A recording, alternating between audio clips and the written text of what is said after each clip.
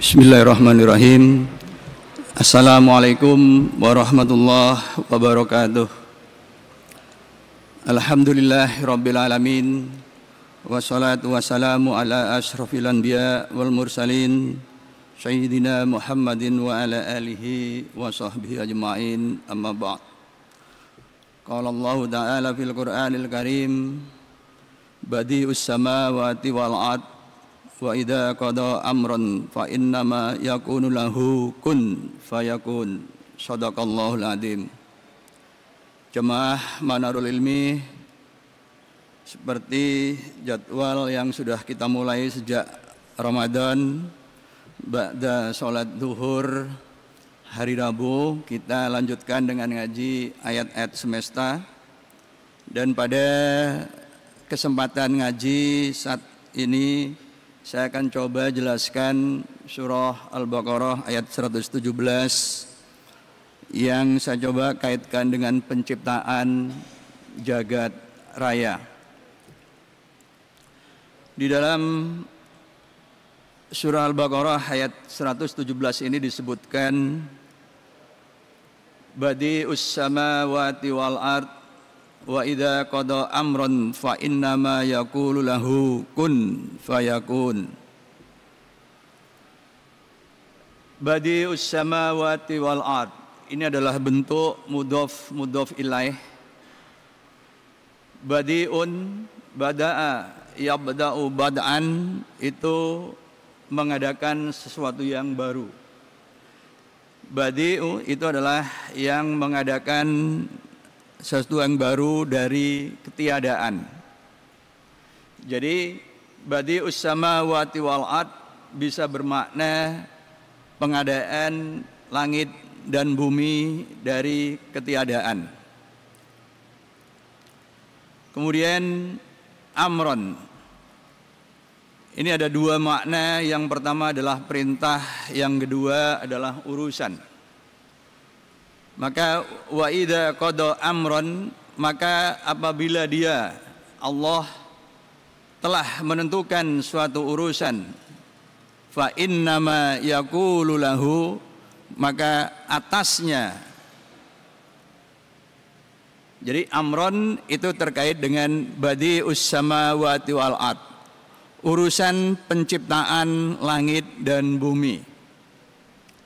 Maka atas penciptaan langit dan bumi ini Allah mengatakan kun fa yakun.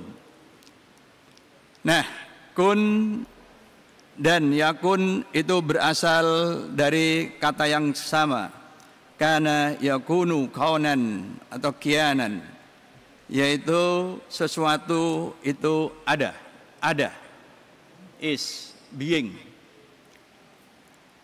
Nah, mari kita telaah. Yang pertama adalah kun. Ini adalah bentuk kana yakunu kaunan. Kun itu adalah fi'il amr, kata perintah. Nah, kata perintah ini dapat dimetaforkan oleh ilmuwan dengan kata-kata dentuman yang amat sangat keras, yaitu bang. Maka kemudian kita mempunyai konsep yang disebut dengan the big bang, dentuman besar. Nah, jadi inilah awal dari penciptaan jagat raya. Melalui firman, melalui perintah kun, adalah, jadilah, beradalah, ya, muncullah, itu dari ketiadaan. Jadi seperti di dalam video ini. Jadi dari ketiadaan. Nah, inilah yang ilmuwan menyebut sebagai dentuman besar atau the big bang. Dan ini dijadikan sebagai momen waktu nol. Artinya sebelum Big Bang itu tidak ada waktu, tidak ada dimensi waktu. Kalaupun kita mengatakan sebelum Big Bang, itu adalah ungkapan yang majas, metafor. Karena waktu berasal saat kun, saat bang. Nah, ketika bang ini, jadi penciptaan dari ketiadaan, kita mempunyai prinsip yang kita sebut dengan conservation, kekekalan. Karena awalnya itu ketiadaan, tiada satu apapun, kemudian ada materi, maka conservation law itu menyebutkan bahwa kekekalan itu akan terpenuhi jika pada saat itu selain ada materi, itu juga ada antimateri dalam jumlah yang sama. Kalau kemudian ada energi positif, berarti juga harus ada energi negatif yang sama, sehingga jumlah totalnya tetaplah nol, tetaplah ketiadaan. Nah, ini makna ketika sangat awal alam semesta itu kondisinya simetri, dalam arti bahwa jumlah materi itu sama dengan jumlah antimaterinya. Ini penciptaan dari ketiadaan. Jadi kanan dan kirinya sama, atas dan bawahnya sama, positif dan negatifnya sama. Ini jagat raya simetri. Nah, bisa juga digambarkan bahwa setiap elektron itu mempunyai pasangan yang namanya anti-elektron atau positron. Jika elektron ketemu positron, itu akan musnah. Nah, di awal penciptaan jagat raya, jumlah elektron itu sama dengan jumlah positron. Dari ketiadaan muncullah positron dan elektron dalam jumlah yang sama, berpasang-pasangan, ya. Jadi setiap materi punya antimateri, ada muatan positif, ada muatan negatif, ada gerak rotasi kanan, gerak rotasi kiri. Nah, dan bentuk objek pada saat itu disebutkan di dalam ayat yang lain, summastawa ilas samai wahya dukhan. Dan ketika langit itu masih berupa asap, berupa dukhan. Jadi objek-objek pada saat itu masih berbentuk sangat halus. Di awal penciptaan jagat raya, jadi seperti dukhan, seperti kabut, seperti awan. Dan memang pada saat itu belum ada apapun di alam semesta. Jadi belum ada langit, belum ada bumi, belum ada materi, belum ada batu, belum ada molekul, belum ada atom, belum ada inti atom, belum ada proton, belum ada neutron. Yang ada adalah penyusun proton, penyusun neutron, yaitu yang namanya quark. Dan quark itu mempunyai 6 jenis, up, charm, top, dan down, strange, bottom. Nah, inilah partikel-partikel yang ada di awal penciptaan. Selain kemudian lepton seperti elektron, muon, dan tau. Juga neutrino. Jadi antimateri itu kalau kita mempunyai atom hidrogen yang terdiri dari proton dan elektron, maka atom hidrogen itu mempunyai antihidrogennya. Nah, antihidrogen ini terdiri dari antiproton yang dikelilingi oleh positron. Nah, kalau hidrogen ketemu dengan antihidrogen, maka keduanya akan lenyap. Muncullah radiasi. Ya. Nah, jadi itulah kondisi awal jagat raya yaitu simetri, dalam arti jumlah materi sama dengan jumlah antimaterinya. Nah, kemudian di ayat ini dilanjutkan, setelah kun disela dengan huruf athof fa, lalu diikuti dengan yakun. Yakun adalah bentuk fi'il mudhari. Jadi kalau kun tadi adalah fi'il amr, yakunu itu adalah bentuk kata kerja sedang. Jadi artinya proses penciptaan jagat raya itu sedang berlangsung, bahkan sampai saat ini. Yakun. Jadi setelah kun kemudian disela dengan fa, lalu diikuti dengan yakun, yakni yakunu. Berarti alam semesta kita ini sedang berlangsung. Dan kita tahu bahwa jagat raya kita saat ini itu adalah jagat raya yang asimetri. Artinya jumlah materi itu lebih banyak dari antimateri. Nah, sekarang kita lihat makna yakunu. Pada tahun 1916 ya, ada seorang ilmuwan, ada seorang astronom Edwin Hubble yang mengamati ruang angkasa, mengamati langit jauh di sana. Kemudian Hubble mendapatkan apa yang disebut dengan redshift, pergeseran cahaya merah. Nah, apa arti dari pergeseran cahaya merah itu? Nah, sesungguhnya pergeseran cahaya merah itu adalah efek Doppler. Kita tahu apa itu efek Doppler, yaitu peristiwa perubahan panjang gelombang karena sumber yang bergerak.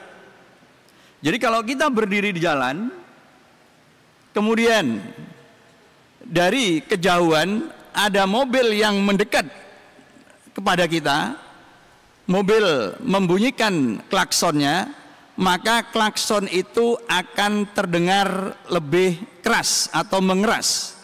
Sebab panjang gelombang bunyi yang dikeluarkan oleh klakson mobil itu memendek.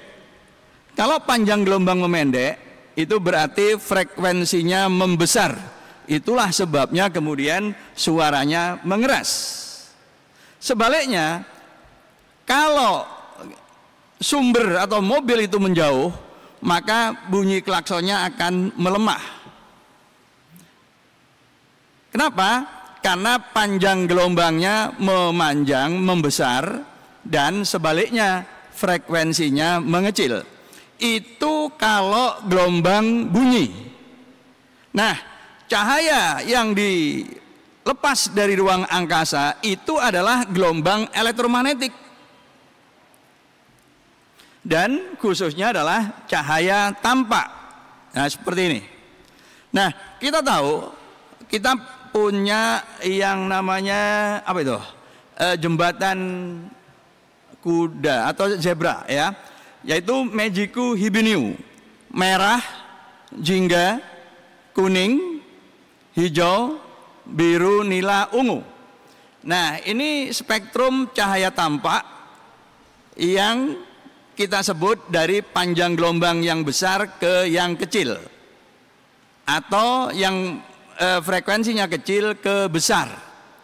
Nah, redshift itu berarti pergeseran ke arah merah.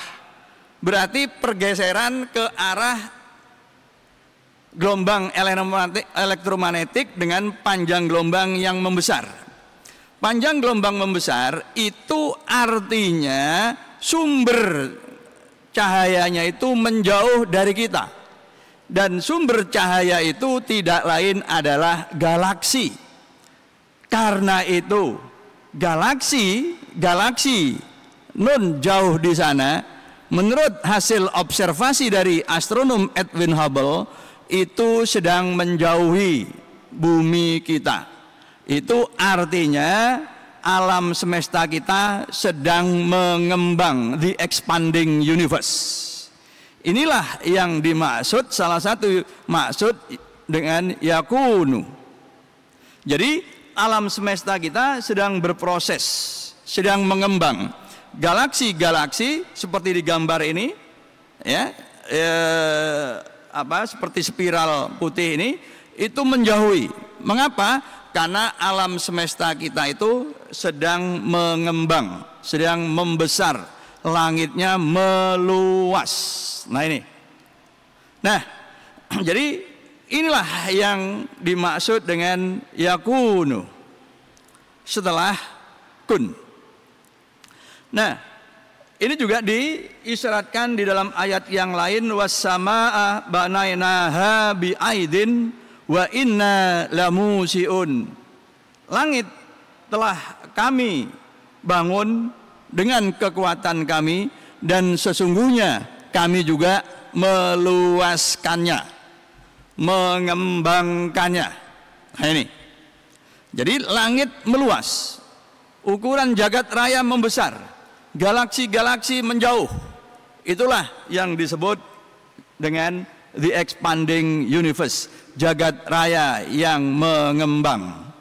Nah, kemudian data mengatakan bahwa dalam skala luas jumlah materi itu jauh lebih banyak daripada antimateri.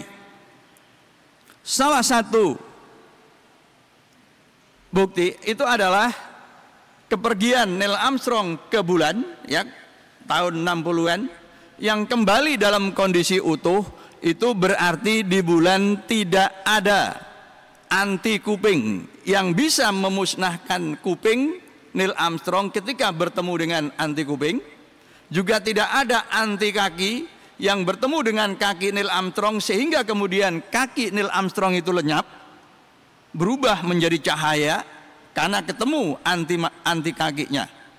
Jadi dalam skala luas jagat raya kita itu didominasi oleh materi ketimbang antimateri. Jadi jagat raya kita itu asimetri.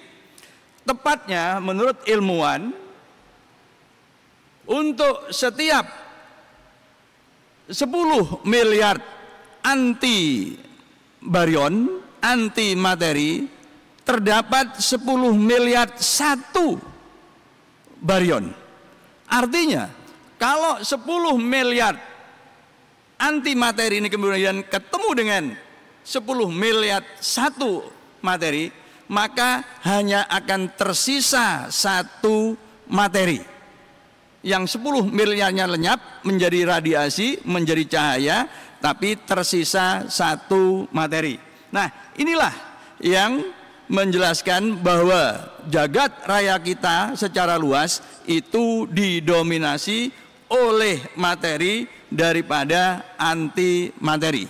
Pertanyaannya kemudian adalah bagaimana mungkin jagat raya yang awalnya itu simetri kemudian berubah menjadi jagat raya saat ini yang asimetri. Bagaimana penjelasannya itu? Selain itu atas kehendak Allah. Karena kita tahu bahwa sunatullah itu diturunkan di muka bumi itu dengan proses-proses yang kemudian bisa dipahami oleh manusia. Nah, mari kita simak lebih lanjut. Kun fayakun. Jadi di sini ada 3 kata. Pertama, kun itu adalah fi'il amr, kemudian yakunu itu adalah fi'il mudhari', sedang ada, sedang berada, being, kemudian disela dengan fa, huruf athof. Nah, maka fa inilah yang menyela, yang mengganggu situasi simetri menjadi jagat raya yang asimetri. Dan secara teoritis itu disebut sebagai baryogenesis, kelahiran baryon. Nah, kelahiran baryon ini, konsep ini dikemukakan oleh fisikawan teoritis dari Rusia, Andrei Sakharov, ya. Nah, jadi awal jagat raya itu kun, ledakan, Big Bang, Nah, ini simetri. Kemudian jagat raya kita saat ini itu asimetri. Nah, pada 10 pangkat minus 11 detik, yaitu 1/100 miliar detik setelah bang, terjadi proses penyimpangan dari simetri menjadi asimetri, dan ini disebut sebagai fase bariogenesis. Proses-prosesnya ada 3 rumusan yang dikemukakan oleh Andrei Sakharov pada tahun 1967, ya, sehingga kemudian terjadi kelebihan baryon atas anti baryon. Nah, ini berlangsung hingga sekitar 3 menit pertama. Jadi pada saat itu sekali lagi belum ada molekul, belum ada atom, belum ada proton maupun neutron. Yang ada itu baru quark dan lepton, yang jenisnya itu ada 6. Nah, kondisi jagat raya kita yang sekarang ini sedang mengembang, menurut ilmuwan itu ada 3 kemungkinan kondisi jagat raya kita yang saat ini. Yang pertama itu close. Kalau jagat raya close itu nanti akan berakhir dalam bentuk dentuman besar, the big crunch.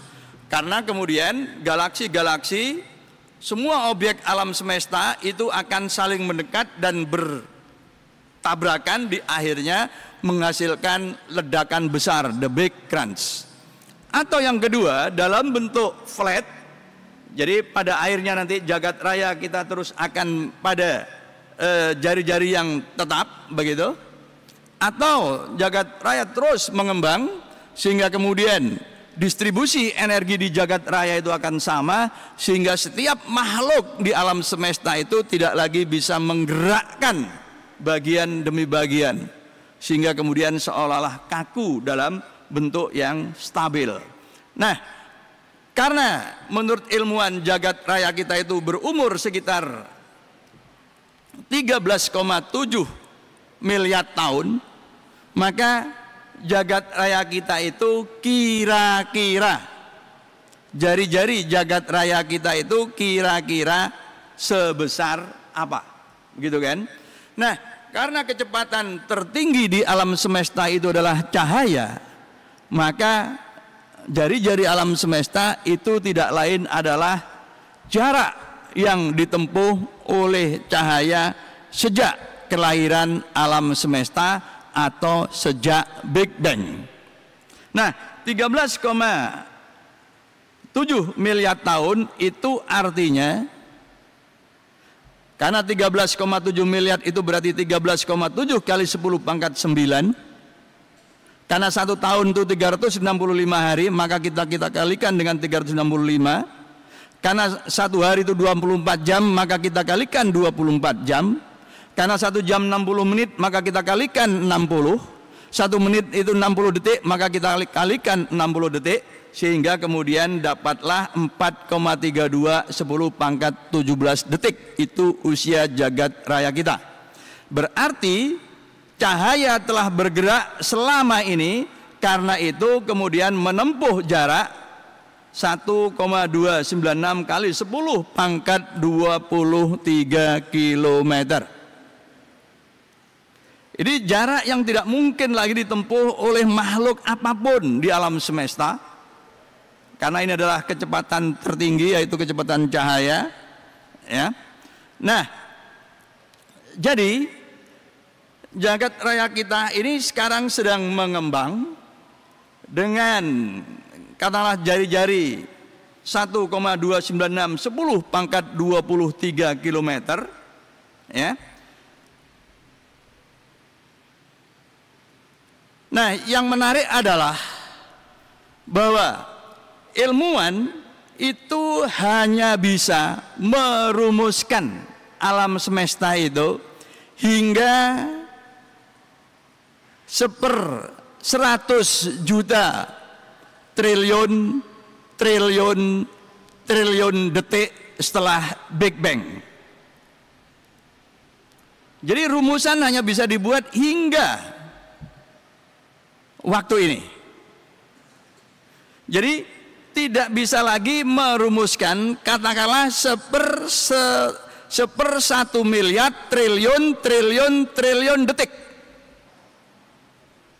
Setiap kali merumuskan kondisi jagat raya sebelum seper 100 juta triliun detik ini, ilmuwan buntu, rumusan buntu dan menghasilkan apa yang disebut dengan singularity.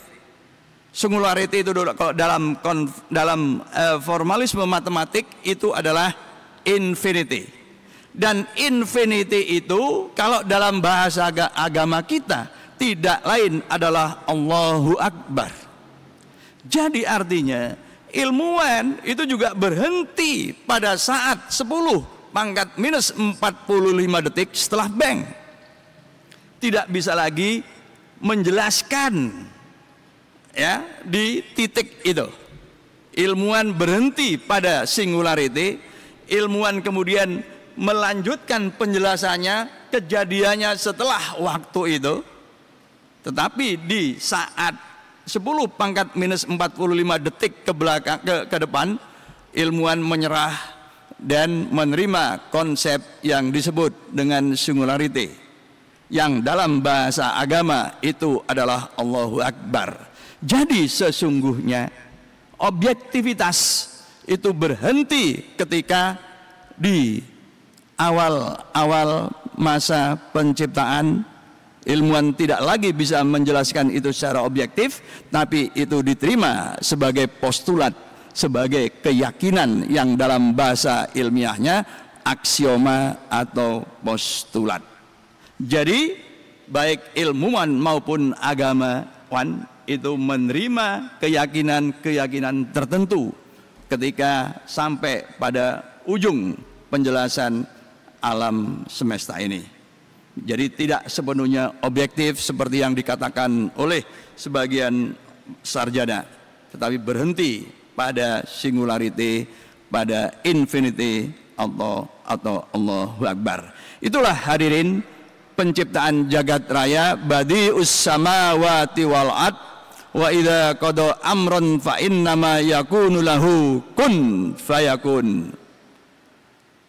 Dia yang menciptakan langit dan bumi, ketika dia menetapkan suatu urusan, maka atasnya lah dia katakan jadilah, maka jadilah.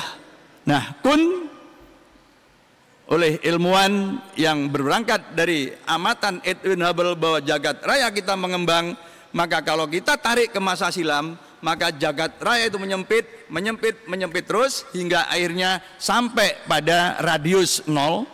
Dan itu kemudian didefinisikan sebagai waktu 0, dan itulah momen yang disebut sebagai peng atau kun, yang diikuti dengan yakun dan disela dengan fa, sehingga kemudian jadilah kun fayakun. Mudah-mudahan ngaji penciptaan jagat raya ini menambah pengetahuan dan keimanan kita, sehingga kemudian Allah mengangkat derajat kita, karena memang yarfa'illahul ladina amanu minkum walladina utul ilma darajat. Allah mengangkat derajat kita karena iman dan ilmu. Fastabiqul khairat.